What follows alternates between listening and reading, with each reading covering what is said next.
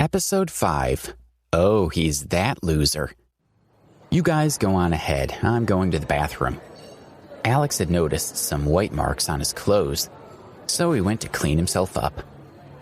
Ben and Carl had already spotted Rose and the other two girls and had been struck by how beautiful they all were. Ben turned shy, and he began to walk slower, while Carl nervously pushed his glasses higher up his nose. "Hi, girls, and what are y'all talking about? What's so funny?" Susan asked, smiling as she walked toward her friends.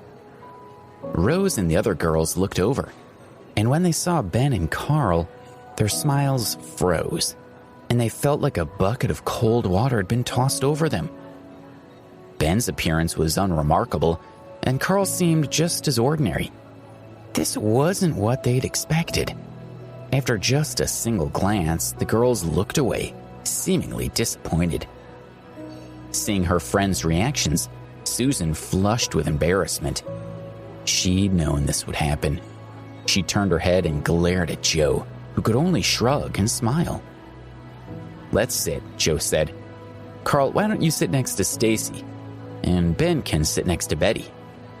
He had just finished making the suggestion when Stacy got up and moved to sit beside Betty, making it clear she did not want to sit with Carl or Ben.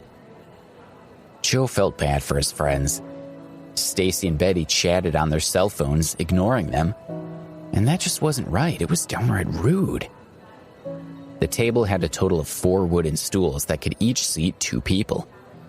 Stacy and Betty sat together, as did Carl and Ben. Joe sat with Susan, and Rose was alone. Susan and Joe were both concerned. Rose was the prettiest of Susan's roommates, but she was also the pickiest. When Alex came over, how would she react? Alex wasn't bad looking, but he was dressed poorly and wouldn't make a good impression. Joe asked everyone what they wanted to order, and Stacy and Betty focused their attention on the menu, completely ignoring their friends. "Why are there only 2 guys here? Are there only 3 people in your dorm?"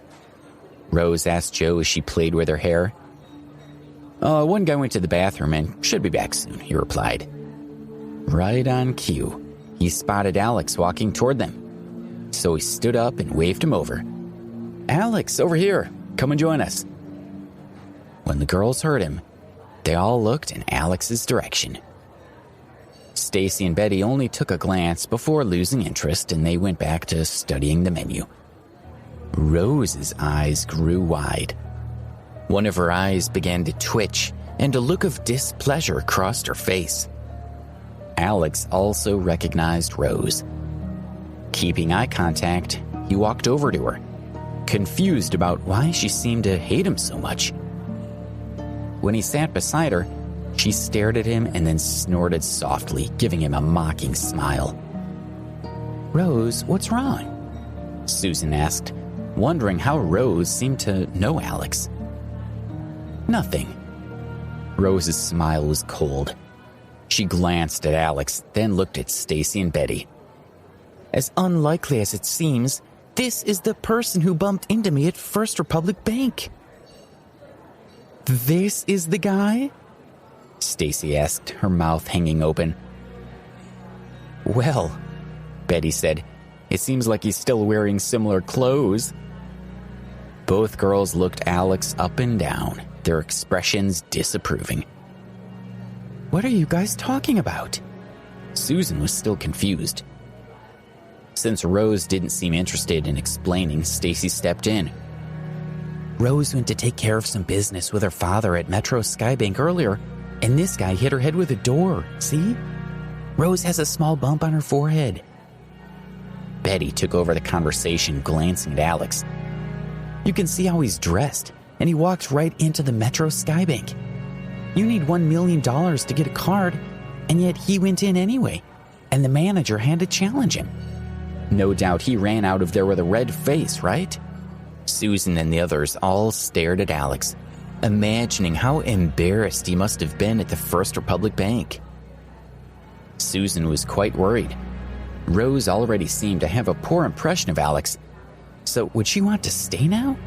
She was very direct and wouldn't stay just to be polite. Rose's smile was cold as she looked at Joe and Susan. "Susan, I'm glad you found a handsome boyfriend like Joe, but I have something I have to do, so I won't stay. Bye." With that, Rose stood up, turned around, and walked out, even though she'd been the one to suggest this lunch. Joe was really good looking, and since he was a sports major, she'd assumed that his roommates would be attractive as well. She'd thought that if one of Joe's roommates had been suitable, then it would save her the trouble of having to find a boyfriend her father would approve of. And even if none of them was suitable, she'd still get to meet 3 handsome men. She'd been surprised when Joe's roommate Ben had looked a bit anxious, and Carl was completely ordinary. Still, she could tolerate the two of them. But when she'd seen Alex, Rose couldn't hold back any longer. He was just a poor loser with no place in the world. The heavens were toying with her. She'd been looking for someone rich and handsome, and the universe gave her someone like Alex who disgusted her. Anger rose quickly. She was so furious that she stormed outside, not paying attention, and bumped into a man's shoulder.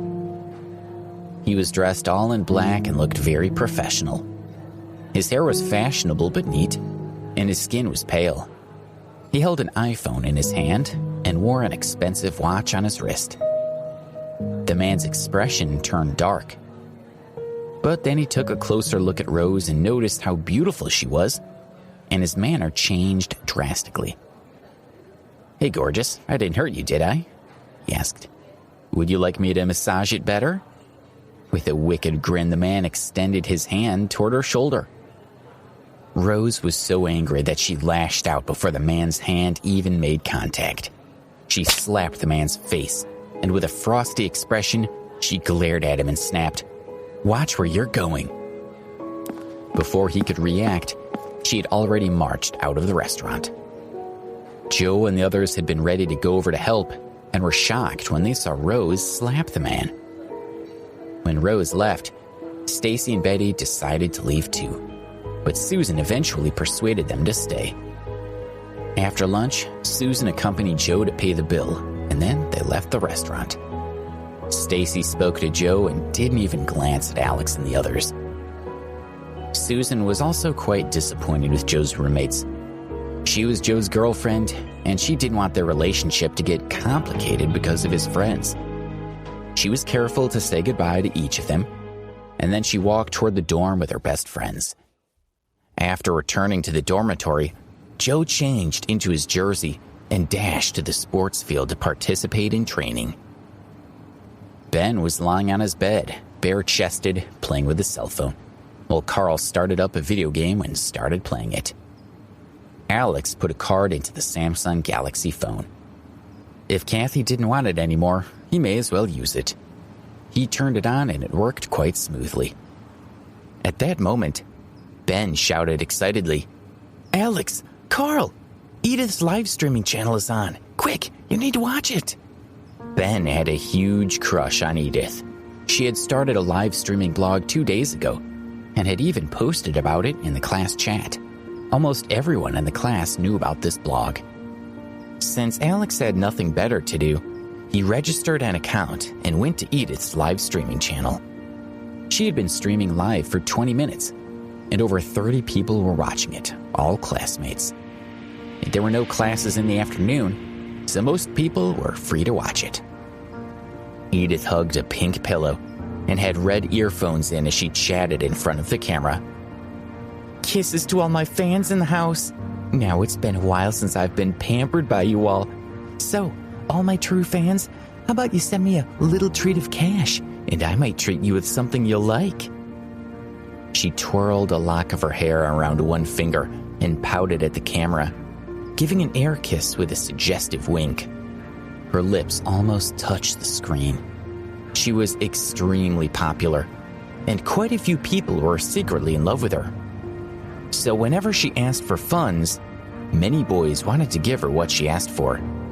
Besides, they could send any amount they wanted, so students could afford her wishes. The screen flashed with the notification, $15 from the Morning Star. Then Captain Reckless has sent $17. Thank you, Morningstar, Minnie said, clapping her hands.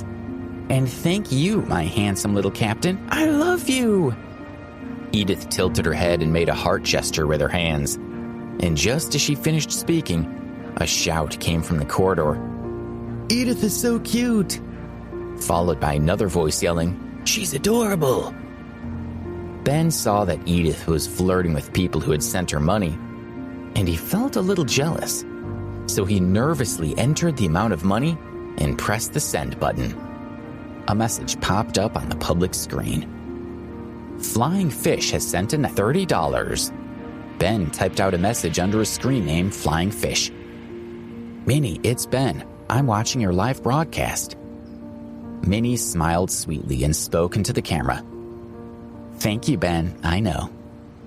Minnie spoke to me, Ben mumbled as he floated in a daze. At this moment, another message popped up on the live streaming channel. Ghost Rider typed, Ben, that stingy loser, sent money to Edith. What a laugh. Can you believe that? Ben's expression changed instantly. Almost everyone from their class was in the chat room. What should I say, he thought, and how can I show my face in class after this? Ben sent an angry message. So what if I'm gifting a present? Have you been eating the poop emoji? Why else would you be talking shit? Ghost Rider responded, Idiot, you're a loser who has nothing. And yet you have money to give? Are you planning to sell your kidneys? Or have you been begging your parents for money? You have some nerve. Minnie scowled. People were fighting in the live streaming channel and she didn't like it. Knock it off, guys. If you don't stop fighting, I'll block you. Ben quickly messaged her. Sorry, Minnie, he started it. Ghost Rider sent, Haha, so what if I get in trouble with you? I don't care. Minnie frowned slightly and prepared to block Ghost Rider, but the system notification flashed again in the live broadcast. Ghost Rider has sent $50. It was the biggest sum of money she had ever received.